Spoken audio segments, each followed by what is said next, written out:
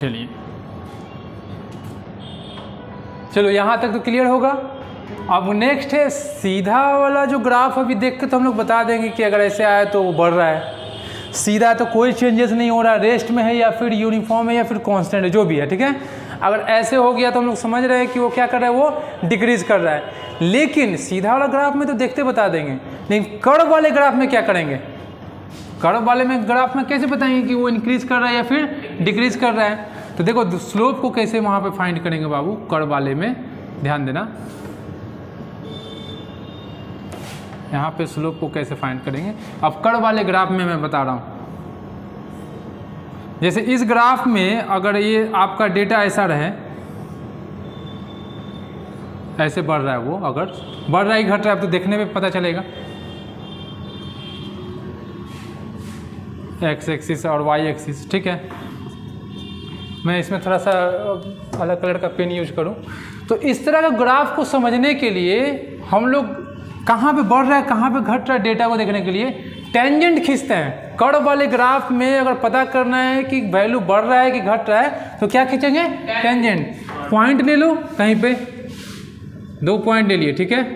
अब टेंजेंट खींचिए आप, एक यहाँ पे एक आपका यहाँ पे। अब यहाँ पे अब आपको बनाना पड़ेगा एक ट्रायंगल, ठीक है। एक यहाँ बन गया, एक यहाँ बन गया, क्लियर है।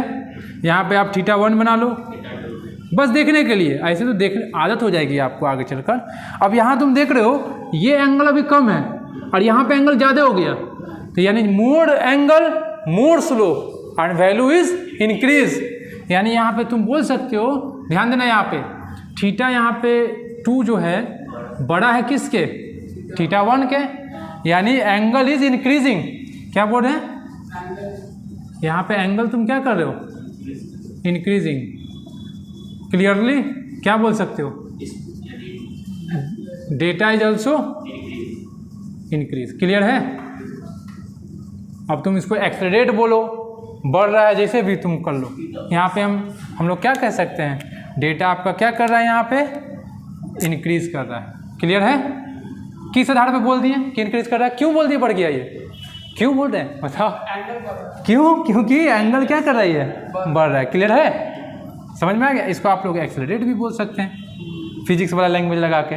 नेक्स्ट है, नेक्स्ट एक और कर्व ग्राफ ले लेते हैं। अगर मान लेते वो ग्राफ ऐसा है कुछ, तब ये कैसे बताएंगे बिना, अभी तो जहाँ सीधा वाला में तो एकदम क्लियर था, देखते ही बता दिए थे कि रुक गया, ढलाव हो गया या फिर खड़ा है तो इंक्रीज कर रहा है।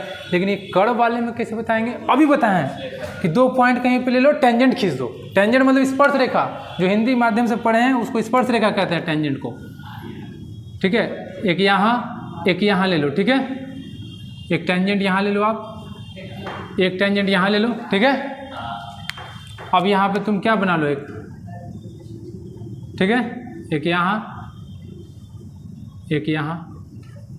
अब एक बात बताना, θ1, ठीक है, ये देखते ही पता चल जा रहा है कि θ1 बड़ा है और θ2 घट गया, यानी एंगल क्या कर रहा है, ये घट रहा है। तो जाहिर सी बात है ग्राफ का जो डेटा है वो भी क्या कर रहा होगा, घट रहा होगा।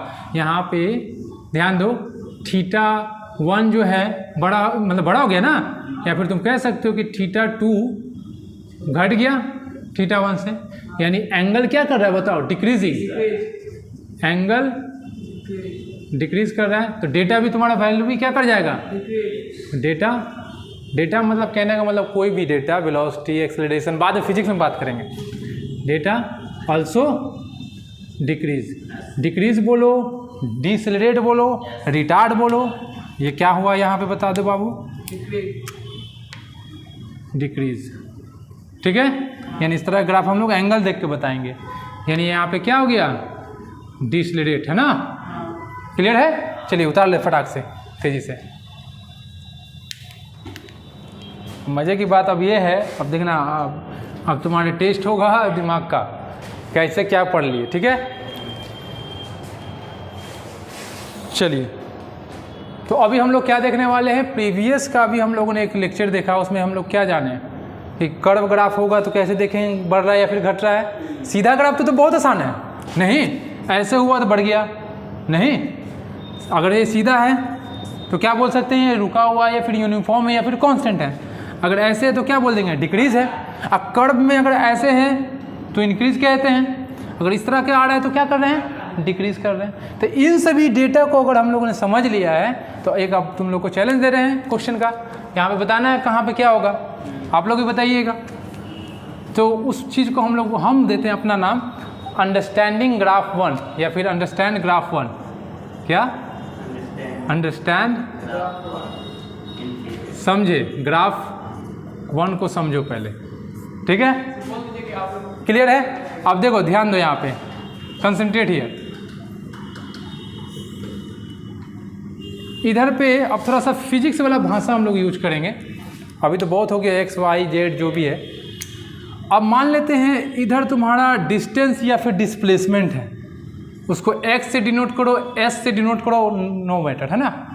इधर आपका क्या हो गया, डिस्टेंस या फिर क्या, डिस्प्लेसमेंट। इधर आपका क्या वैरी कर रहा है बाबू, टाइम, क्या, टाइम। अब थोड़ा फिजिक्स वाला लगा रहे हैं, क्लियर है। अब समझ लें इस बात को। पहला तो एक ग्राफ हम यहाँ पे खींच रहे हैं, ऐसे गया, ठीक है। एक ग्राफ और हम खींचेंगे, 2-3 ग्राफ एक ही मिला रहे हैं, सबका बताना है। गया ऐसे, फिर ऐसे हुआ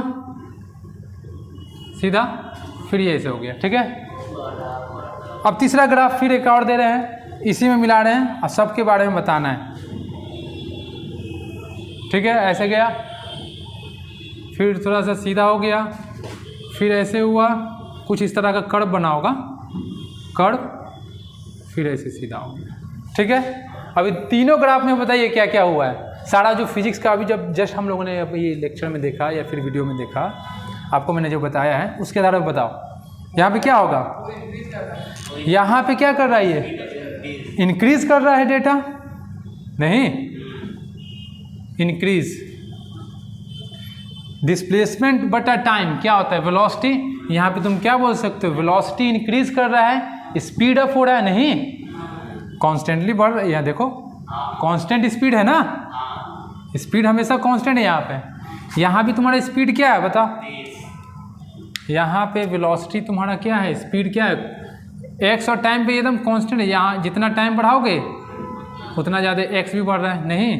तो यहाँ पे तुम क्या लिख सकते हो, कांस्टेंट। यहाँ पे एक बात बताना, टाइम बढ़ते जा रहा है, लेकिन यहाँ पे अगर गौर से पीछे लाइन अगर खींचते जाओगे, एक्स तो फिक्स हो गया, टाइम बढ़ रहा है, और ये यानी एक्स फिक्स यानी रुका हुआ ये, यानी यहाँ पे हम लोग क्या बोल सकते हैं, ये ऑब्जेक्ट यहाँ पे क्या है, यानी कोई भी वस्तु क्या है, रुका हुआ है। यानी कार चला, यहाँ पे समझो मेरी बात को, हम लोग कार चला दिए या फिर बाइक चला दिए, पहले क्या गए, स्पीड कांस्टेंट स्पीड से बढ़े, फिर जाने के बाद देखो चाय का टपरी देखें, चाय की दुकान पर रुक गए, अब चाय पी रहे हैं, कुछ समय चाय भी 10 मिनट भी चाय पी रहे हैं वहाँ पे। तो इससे क्या पता चला ग्राफ में कि हम लोग वहाँ पे क्या कर रहे हैं, रेस्ट में है, या फिर स्टेशनरी, स्टेशनरी को भी हम लोग क्या बोलते हैं, रेस्ट बोलते हैं, क्लियर है। फिर बढ़ रहे हैं, फिर बड़े होंगे, रुके होंगे, और फिर क्या कर रही है, ये डेटा डिक्रीज कर रहा है, क्या कर रही है, डिक्रीज कर रहा है। डिक्रीज कहने का मतलब है कि वेलोसिटी जो है यानी मूव टू द स्टॉप, कहाँ पे जा रहे हैं हम लोग, रिटर्न टू स्टॉप। यहाँ पे आके रुक गया तो देखो तो जीरो है ना, यहाँ पे देखो लाइन से देखो, यहाँ पे जीरो, क्लियर है। इस वाले ग्राफ का बताइए, दूसरा ग्राफ तो हम लोग पढ़ लिए, फिर से समझेंगे, कोई दिक्कत नहीं है, हड़बड़ाने की जरूरत नहीं है, एकाएक समझ में नहीं आएगा। अभी और भी ग्राफ पढ़ेंगे भी ना, पूरे लेक्चर में, पूरे लेक्चर सीरीज में ग्राफ के आप मास्टर हो जाएंगे, बस खाली ध्यान से इसको पढ़ते चलना है, और कोई हड़बड़ाने की ज़रूरत नहीं है अभी कि तुरंत सीख जाएंगे, टाइम लगेगा। यहाँ पे बताओ, इस डेटा को बताओ, यहाँ पे क्या कर रहा है, ये एक्सेलरेट कर रहा है, देखो बड़ा ना। यहाँ पे तुम क्या बोल सकते हो, कांस्टेंट स्पीड है, क्लियर है, एकदम सीधा। यहाँ पे क्या बोल रहा है, अभी हम बताए थे कि अगर इस तरह ग्राफ आ जाए तो क्या कर जाता है, उसको डिसलेरेट कहते हैं ना, यानी रिटार्ड हो रहा है वहाँ पे।